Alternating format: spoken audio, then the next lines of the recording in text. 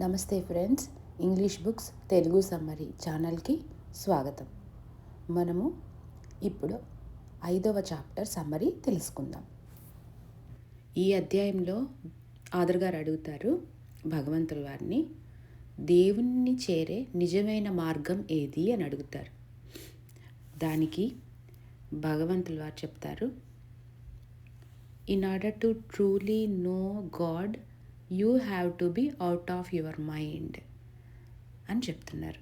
అంటే భగవంతుని చేరుకోవాలి అంటే మనము మన మైండ్ చేసే నాయిస్ నుంచి బయటికి రావాలి అని చెప్తున్నారు. అంటే ఇక్కడ కూడా మనకి మెడిటేషన్ వస్తుంది ఫ్రెండ్స్.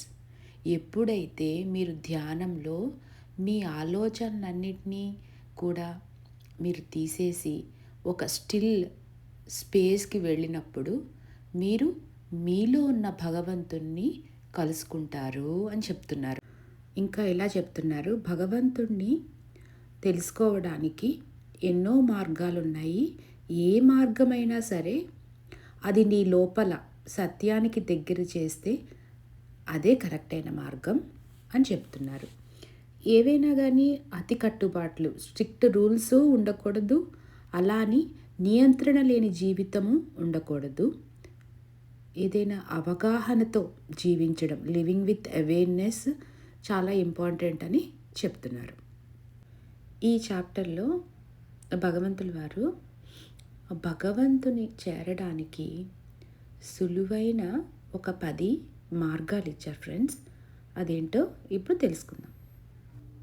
మొదటి మార్గం ఏమిటంటే ఇక్కడ భగవంతులు వారు చెప్తున్నారు, you shall love the God with all your heart, all your mind and all your soul.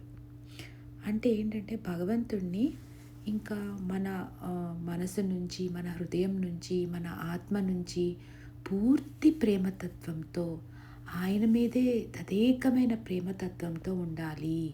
అంటే ఇంక మన జీవితంలో ఉన్న అన్ని విషయాలు మనకి అవి ఒక ఇంపార్టెన్స్ లాగా అనిపించవు.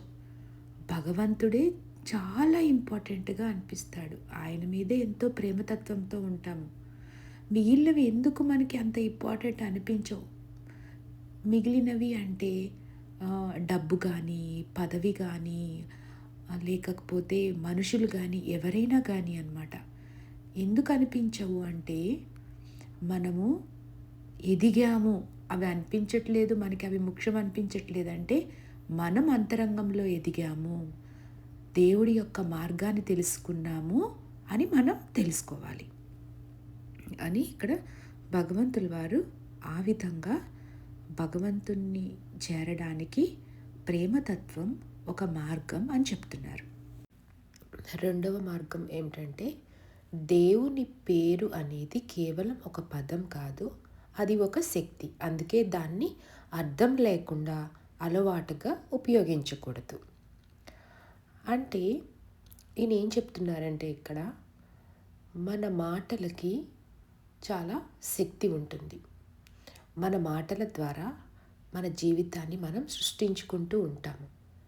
కాబట్టి దేవుని గురించి మనం అనవసరంగా అర్థం లేని మాటలు మాట్లాడకూడదు అని చెప్తున్నారు. మూడవ మార్గం ఏమిటంటే నేను చెప్తున్నారు, keep a day for me and call it Holi. అంటే ఏంటంటే ఒకరోజు భగవంతుడికి అని చెప్పేసి పెట్టుకోండి అని చెప్తున్నారు. అంటే ఏంటంటే మనము రోజువారీ పనుల్లో పడిపోయి ఉరుకులు పరుగుల జీవితం తీస్తూ ఉంటాము. అలా కాకుండా నిశ్శబ్దంగా ఉండడము, నీలోని దివ్యత్వాన్ని గుర్తు తెచ్చుకోవడము అనేది చేయమంటున్నారు. ఒకరోజు కంప్లీట్గా దానికోసం కేటాయించండి అంటున్నారు.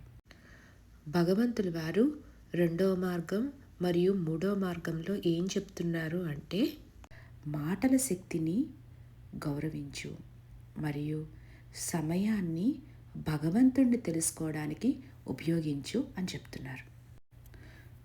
నాలుగో మార్గం ఏం చెప్తున్నారంటే భగవంతుడిని తెలుసుకోవడానికి, భగవంతుడిని చేరడానికి నీ తల్లిదండ్రుల్ని ఎంతో భక్తి శ్రద్ధలతో పూజించు అని చెప్తున్నారు. అంటే నీ తల్లిదండ్రుల్ని పూజించడం అంటే భగవంతుణ్ణి పూజించడమే అని చెప్తున్నారు. ఐదవ మార్గము భగవంతుల వారు ఇలా చెప్తున్నారు. ఏంటంటే మనము భగవంతుణ్ణి తెలుసుకున్నప్పుడు అప్పుడంట భగవంతుడిని మనం అన్నిటిలో చూస్తామంట. ఒక చిన్న ప్రాణిలో చూస్తామంట, ఒక మొక్కలో చూస్తామంట, ప్రతి వస్తువులోనూ భగవంతుడిని చూస్తాము. మనము అహింస మార్గంలోకి వెళ్ళిపోతాము. అంటే అందరిలోనూ మనం భగవంతుని తత్వాన్ని చూస్తాము. అంటే అది కూడా ఒక భగవంతుని చేరడానికి మార్గం.